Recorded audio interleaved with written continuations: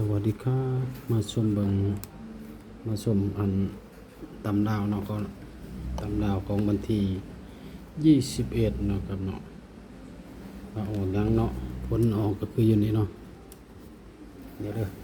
ผลออก9685เนาะครับเนาะผลออกของเราเนาะครับเนาะมาเบิ่ง85สิมีบ่เนาะครับเนาะนี่8558เนาะครับชุดใหญ่เอา96เนาะครับข้างล่างนี่เนาะครับเนาะถ้าอยู่บนเนาะครับเนาะ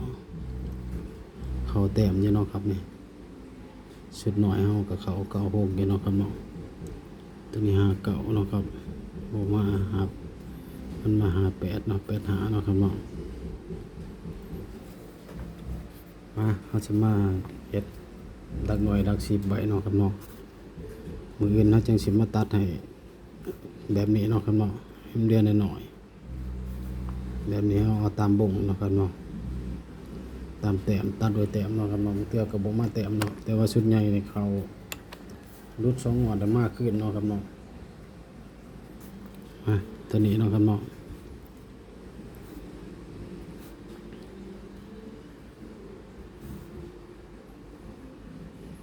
เป็น6นะครับเนาะ7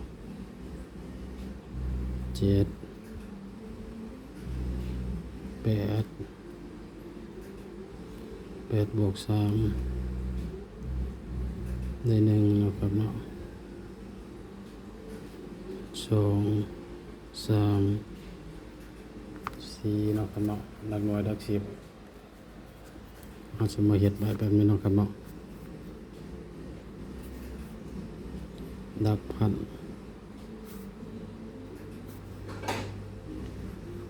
ของวันที่เดียวเนาะครับเนาะวันที่21ดักพันเก่าเนาะครับเนาะ9คูณ2 100คูณ3บวกด้วย10บวกด้วย1เนาะครับเนาะ29 18 36 18 38 24เนาะครับเนาะ8บวก8เนาะนี่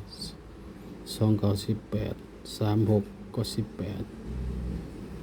แล้วก็บวก8เนาะครับเนาะนี่38 24บวก1เป็น25เอาแต่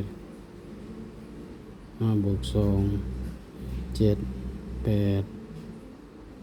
9 0 1 2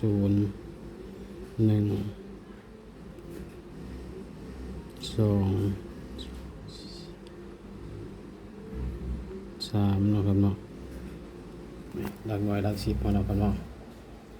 มันจังสิไปไวเนาะครับเนาะเวลานั้นเราจะมาตัดเนาะครับเนาะชุด10หน่วยเนาะครับเนาะฟังคำเตือนเนาะครับเนาะสูตรไม่เขามีดุลถ้าผิดพลาดประการใดขอโทษขออภัยเนาะครับเนาะเป็นแค่เพียงแนวทางเนาะครับเนาะเพราะว่าสร้างคลิปมาเพื่อความบันเทิงเนาะครับเนาะถ้านำไปใส่กับพิจารณาให้ดีเนาะครับเนาะ10หน่วยเนาะครับเนาะ